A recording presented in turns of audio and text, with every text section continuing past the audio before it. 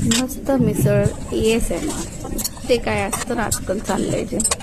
आणि कधी कधी हा इंस्टाग्राम आहे ना अशा रील्सला जास्त व्ह्यू देतोय, त्यामुळे हे मिसळचं मी असं पूर्ण आवाज ठेवला. रेसिपी मी तुम्हाला एकदम हळूहळू सांगते. तर ही माझी रेसिपी आहे. 2-3 रेसिपीज बघून मी ही बनवली आहे. स्प्राउटेड मटकीला मस्त पाण्यात मी शिजवून घेतले कुकरमध्ये. त्यात थोडं मीठ, हळद आणि तिखट हे टाकले. तो बेचव नाही लागत मग आपल्याला मटकी. इथे मी कांदा जो आहे ना असा भाजायला ठेवला. सो मला असा भाजून जो कांद्याची चव येते ती खूप छान वेगळी येते. चुलीवरची स्टाईल तर खूपच सुंदर लागते.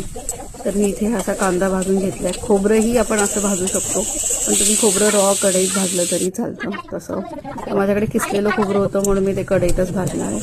ते झाल्यानंतर स्वच्छता महत्त्वाची आहे. म्हणजे मला म्हणलं ना 10 वेळा ओटा पुसायचं, हे असं असतं. सो आता खोबरं छान खरपूस भाजून घ्यायचं आहे खोबरं. आणि हे सगळं वाटण आपल्याला करायचं आहे. कांदा, खोबरं, आलं, लसूण.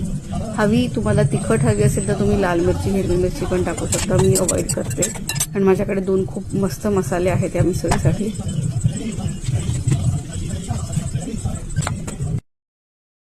हो, खसखस विसरले होते. बरं, खसखस पण आहे या भागात. सो हे वाटणाचं मी सगळं रेडी करून घेतलं. कांदा विसरले होते, मग मी परत व्हिडिओ ऑन केला, कांदा घेतला. आता तुम्ही म्हणाल की वेट लॉस वगैरे कुठे गेले, तर हो सध्या वेट लॉस जरा असं नाही म्हणणार बंद पडले, पण डेली रुटीन असं मला शूट करता येत नाही आहे. दिवाळीची सगळी जी धावपळ झाली आहे, त्यानंतर कामाचा जो आता लोड आलेला आहे, त्यामुळे काही दिवस तुम्ही रेसिपीज बघा.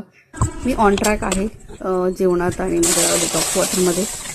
आणि आता माझे डिटॉक्स वॉटरचे जे मी आईस क्यूब्स करून ठेवले होते तेही संपले, त्यामुळे आता तेही बनवणार आहे. त्याची रेसिपी मी लवकर शेअर करीन.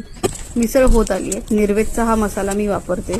त्यांचा पेज असेल तर मी इथे टॅग करीन. अप्रतिम मिसळ मसाला आहे त्यांचा. ते टाकलं ना मला दुसरं काहीही लागत नाही. बाकी तुम्ही रेसिपी बघताय ना तशीच एकदा ट्राय करा आणि कशी वाटली नक्की सांगा. हे मी कट वेगळा करते आणि मटकी वेगळी करते.